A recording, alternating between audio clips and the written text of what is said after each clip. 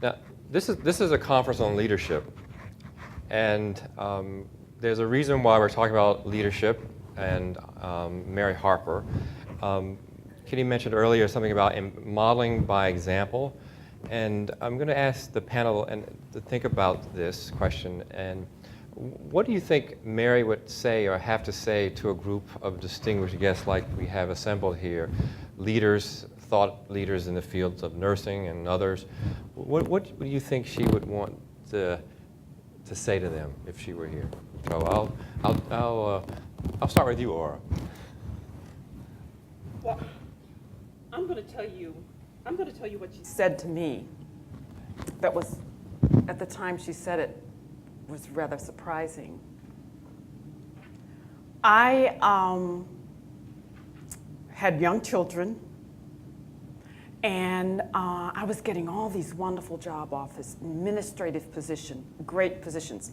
I remember I once got a job offer to be a vice president of in a major corporation, making $500,000 a year, but I would have had to travel. And Mary said to me, Aura, any leader has to take care of home first. I was surprised. She says, you've got these 2 young boys, and your responsibility is to be a mother first. Your responsibility is to raise 2 healthy, contributing members of society, and when you finish doing that, you can go off and do those kind of big title jobs. So once again, here comes Mary's common sense. She believed that families were important. Most of all, you've got to take care of your family first, and that as professionals and healthcare providers, we had to be concerned about other people's families as we provided care. And that the most important aspect of leadership is to do those things that improves the quality of life, because when you improve the quality of life of individuals, you improve the quality of the nation and the contributions those individuals can make to the nation.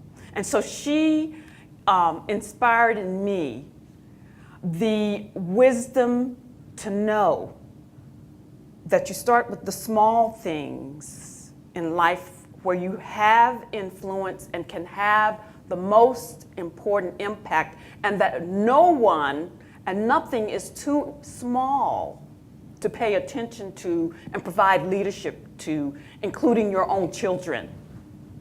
On the other hand, serving in key influential roles must be done at the proper time and place in your life when you can give it all that you can give it. And that you have to make strategic decisions about where you can have the most leadership, where you can exert the most influence, depending on where you are in your own life's development. That's powerful, the work-family balance. That's great advice and a great story. Thank you, Aura. Kitty, let me ask you, if you mentioned gumption and some other things, but what do you think Mary would say to this distinguished panel or this distinguished group of folks here about leadership? I think, Mary got the concept of leadership long before it was fashionable or we studied it or talked about how important it was. There are a couple elements that really I'd like to highlight. One is that you should always have the data to back up your assertions. Mary, I mean, quoted statistics in everything she did. And that's part of the reason people listen to her. And gave credence to her ideas is because she backed them up with the facts. And so that was an early lesson for me. And then I would like to just build on something you said, Len, about perseverance. Because real leaders don't give up easily, and they have a lasting impact.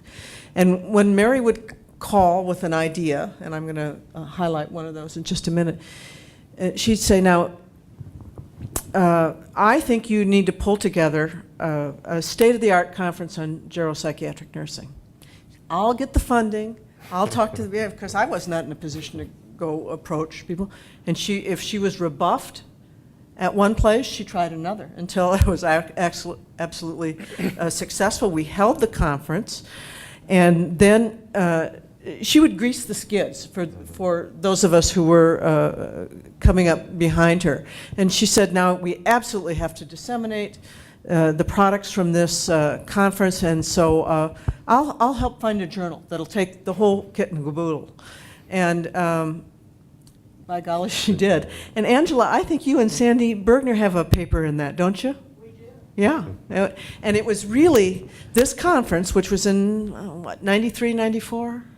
And I think it was 93. We published it in 94. Served as the benchmark or the foundation for the State of the Future of Geropsychiatric Nursing conference that was held in Philadelphia in 2005, and really was foundational to the Geropsychiatric Collaborative Grant with Lois Evans and Cornelia Beck and myself, that we really said, okay, how far have we come since 1993, and what can we do to remedy that situation and not wait another decade or two to see true advances in the field. And so her influence was marked and persistent. And I have used her work as a benchmark in other ways. I always called it the Yellow Book, but it was the title, Mental Illness in Nursing Homes. Do you know what I'm talking about? Absolutely a seminal work. She wrote it with Barry Lebowitz. So today, when people want to talk about long-term care reform and how far we've come and all this sort of thing, I'll pull out that dog-eared, absolutely dog-eared, faded copy of her book and read a few passages and say, just how far have we really come in this area? And it was an absolutely seminal book, and it's still a benchmark, and I still use it today. So to me, those are marks of real leadership. Not accepting no, finding alternative, creative, innovative ways to fund something, to get something done, to get something published, and to have data to back up whatever you're saying.